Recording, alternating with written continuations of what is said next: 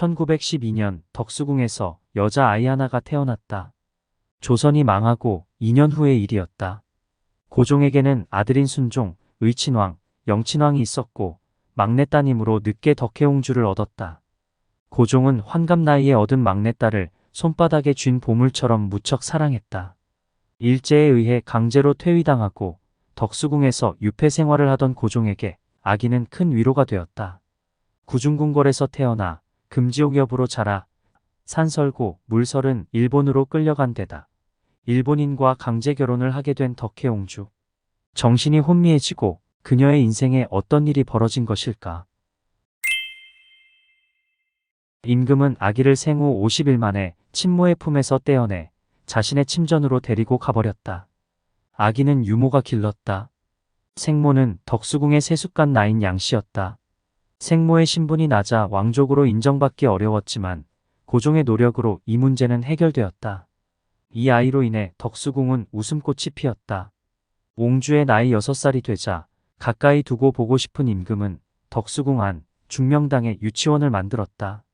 임금은 어린 아이들이 천진난만하게 노는 모습을 바라보는 것을 즐거움으로 삼았다. 소학교에 입학할 때까지 복령당 아기씨로 불리다가 오빠 순종이 덕혜라는 이름을 붙여주었다. 고종은 영친왕의 전례도 있어 자칫하면 옹주도 외인과 결혼하게 되지 않을까 몹시 염려하여 이를 피하기 위해 비밀리에 결혼 계획을 세웠다.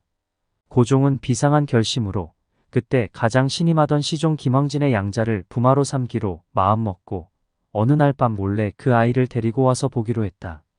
이것은 고종이 미리 앞질러 먼저 약혼을 발표해서 외인들이 꼼짝할 수 없게 하자는 깊은 생각에서였다. 그러나 이 일은 누설되었다. 시종은 덕수궁 출입을 금지당하고 외인들은 도리어 옹주를 어서 일본으로 데려가려고 서둘렀다. 그러던 중 덕혜가 8살일 때 아버지 고종 황제가 갑작스레 세상을 떠나고 말았다. 그는 45년 동안 왕위에 있었으며 향년 68세였다. 장안에는 독살당했다는 소문이 파다하게 돌았다. 덕혜는 어린 나이에 왕이자 아버지라는 크나큰 존재를 잃어버렸다. 14살의 정등 고국을 뒤로 한 채 기모노를 입고 일본 유학길에 오른다. 일제가 옹주를 일본으로 억지로 끌고 간 것이다. 마중 나온 사람이 인사를 건네도 묵묵부답 애처로운 모습으로 눈만 내리깔고 있었다. 동급생이 본 옹주의 학교 생활은 너무나 외로웠다. 하고와도 거의 말을 섞지 않고 교실에서 묵묵히 앉아있을 뿐인 소녀. 누구에게도 본심을 털어놓을 수 없는 고독한 황녀. 덕혜옹주는 자신의 의지대로 살 수 없는 삶에 대해 무언의 항의를 한 것이다. 그러던 어느 날 대한제국의 마지막 황제로 아버지 대신 자신을 보살펴주던 큰오빠 순종이 죽었다. 그리고 옹주가 17살 때 또 한 번 충격적인 소식이 전해졌다. 그것은 3년 전부터 유방암을 앓던 생모 양귀인의 죽음이었다. 덕혜옹주는 고종의 막내딸로 조선 민중에게 가장 인기 있는 소녀였다. 민중들은 덕혜를 동정하였다. 천혜고아가 된 그녀는 어머니 유해 앞에서 애처롭게 통곡했다. 장례식 이틀 후 마음을 추스를 겨를도 없이 서둘러 일본으로 돌려보내졌다. 그 모든 슬픔을 혼자 껴안고 사귀다 보니 조금씩 마음에 병이 들었다. 초상 치르고 돌아온 후부터 서서히 정신 이상 증세가 나타났다. 얼굴에 표정도 없고 아무리 말을 걸어도 반응이 없었다. 멍하니 허공만 바라보고 앉아있기 일쑤였다. 심한 향수병이 시달리고 조선인이란 이유로 왕따를 당했던 덕혜옹주.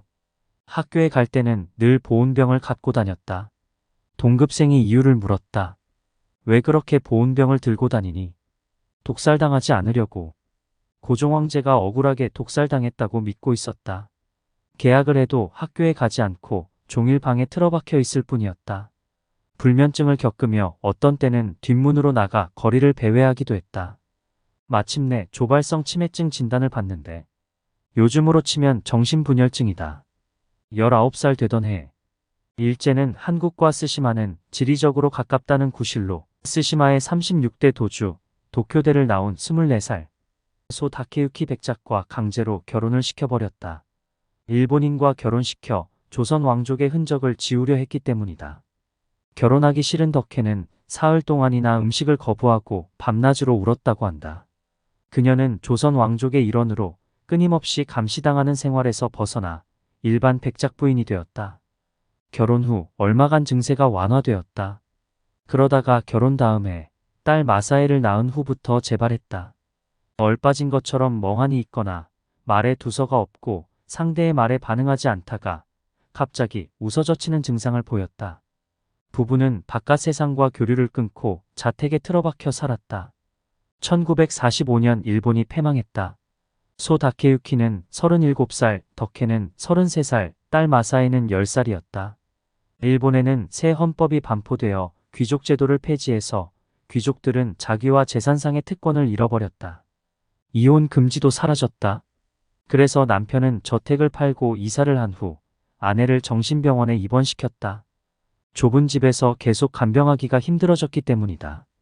1955년 그녀의 입원 생활이 길어지자 황태자 이은 부부와 의논해 이혼에 합의했다.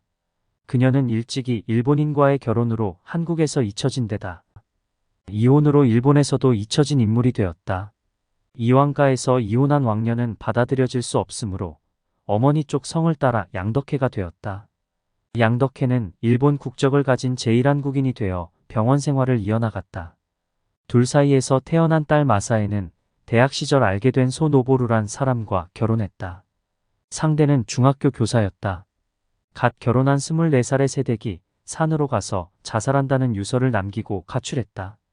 부모가 이혼한 다음 해였다. 대규모 수색을 펼쳤지만 결국 행방을 찾지 못했다. 마사에는 평소 위가 약하고 신경쇠약으로 괴로워했다고 한다. 마사에의 장례식은 작은 항아리에 진주 하나를 넣고 그것을 상자에 담아 치렀다. 소 타케유키는 주변 사람들에게 아무것도 묻지 말아달라고 부탁했다. 그는 죽을 때까지 딸의 사망 신고를 하지 않았다고 한다. 덕혜옹주는 1945년 광복 후 바로 고국으로 돌아오려 했지만 이승만 정권이 허락하지 않았다. 마침내 1962년 15년 정도 정신병원 생활을 끝내고 고국으로 돌아올 수 있었다. 14세 때 일제의 인질로 끌려가 제 정신이 아닌 상태가 되어 50세 때 38년 만에 돌아온 것이다. 비행기가 도착하자 덕혜옹주의 유모였던 변복동 씨가 마중 나와 비행기 쪽을 향해 큰 절을 올렸다. 그녀는 다시 덕혜옹주로 돌아왔다. 신기하게도 창덕궁으로 돌아오자 눈물을 흘렸다. 이때만큼은 정상으로 돌아온 것처럼 보였다. 그러나 고국에서 따뜻한 보살핌을 받아도 그녀의 병은 회복되지 않았다. 가끔 의식이 맑을 때는 딸 마사에의 이름을 써보기도 하고 부르기도 하면서 슬픈 표정을 지었다고 한다. 기분이 좋을 때는 아리랑을 흥얼거리기도 했다. 건강은 양호한 편이나 심한 신경쇠약으로 정신은 어린애와 같았다. 1989년 덕혜옹주는 낙선제의 수강제에서 78세의 나이로 세상을 떠났다. 왕조의 비운을 껴안고 한많은 일생을 끝냈다. 정신분열증과 실어증으로 50여 년을 침묵 속에서 살다가 가는 마지막 길도 쓸쓸하기만 했다. 그녀의 무언은 일본에 억지로 끌려온 처지에 대한 유일한 저항이었다.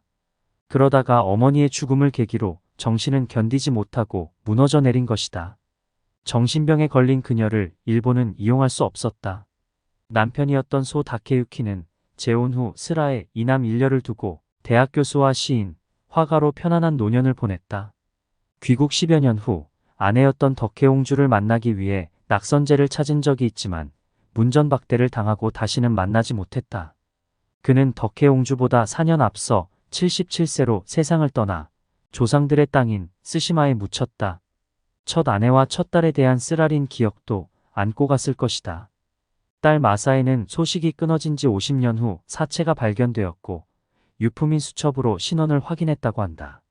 남편이 쓴 시에 의하면 산속 깊은 곳 구덩이에 등을 기대고 발을 뻗은 형태로 앉아 있었다고 한다.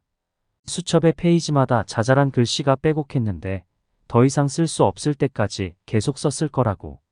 종이는 반쯤 흙이 묻어 뭉쳐있고 잉크가 번져서 한 글자도 판독할 수 없었다고 한다. 대한제국 황제의 마지막 딸로 태어나 비극적인 삶을 살다 간 여인. 젖먹이 때 엄마의 품을 잃고 어린 나이에 부모를 잃고 말을 잃어버리고 정신을 잃어버리고 마지막에 딸마저 잃어버린 상실의 꽃. 시대를 잘못하고 난 애잔한 덕혜옹주. 살아생전에 쓴 글이 가슴 아프다. 나는 낙선제에서 오래오래 살고 싶어요. 전하, 비전하, 보고 싶습니다. 대한민국 우리나라.